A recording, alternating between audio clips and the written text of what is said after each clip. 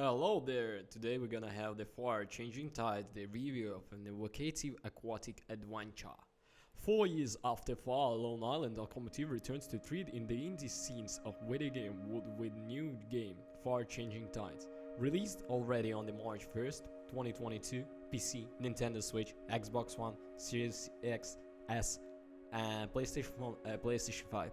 This new adventure leaves a arid glance of the first chapter and take up a world aquatic. To find out the news has hit the mark, keep reading our review.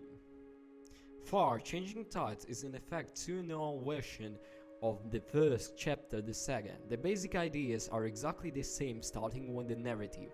A small, nameless and completely silent character, we must venture into a desolate and submerged world accompanied by only our boat. There is, at the bottom, a story that one of ancient humans who lived the great catastrophe that flooded the world and destroyed the cities. However, it's an cryptic and narration narrative, which works to be a context but cannot to be central to the experience. The true meaning of the journey, among the other things, is understood only the final moment, which gives a closure and a wider meaning to the entire first game of the series. Don't expect to experience a great fictional epic far-changing titles in adventure based on its own atmosphere and built around solitude and silence, similar to words like Limbo and The Journey. Just named two classics. Unlike its own sources of inspiration, however, Far Changing Tides always lacked that extra something, that extra shot, that truly evocative scene that knows how to remain impressed. Not he that tries and try on a couple of occasions, but he never succeed. The end result therefore falls with the pleasant but not exceptional. The gameplay. Far Changing Tides is based on the structure of the first chapter, not only the narrative level, but also at the level of the gameplay. The adventure begins with the obtaining for our boat, which obviously has a large sail that used to force of the wind. From the first moment you notice the evolution of the game and the willingness of the developer to make the interaction with our vehicle a little more structured. If in lone sails the sails are simply raised or lowered, in Changing Tides we will have to hoist the mast, climb it, extend the sails with a rope, and then take control them with a rudder to move them and flow the direction of the wind, maximizing our speed. Nothing complex or demanding, but is immediately a symptom of the expansion level of interaction. As we advance in the adventure, we will activate the boat combustion engine, which allows us to burn garbage to be recovered along our path, always conveniently within the reacts where you need it most to move the oars. In a similar way to the first game, we will have to speed up the boat, keep the engine temperature under control, organize the garbage to send it through the burner when the previously supply is about to run, and more. In land sails, the boat expanded its structure with the small additions over the course of the voyage, but they didn't change the focus of the gameplay massively. In Far Changing Tides, on the other hand, we can even transform the boat into the submarine.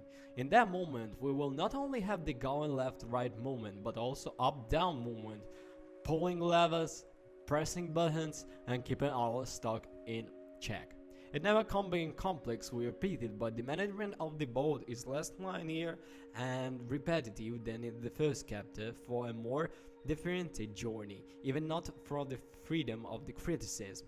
The rhythm of the game is in fact too often interrupted by phases of sailing in the open sea where there is particularly nothing to do but look at the generic horizons and listen to the ambient music.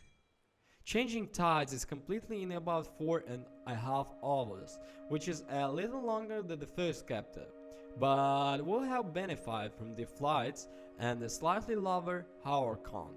However, the game is not solely based on the boat management.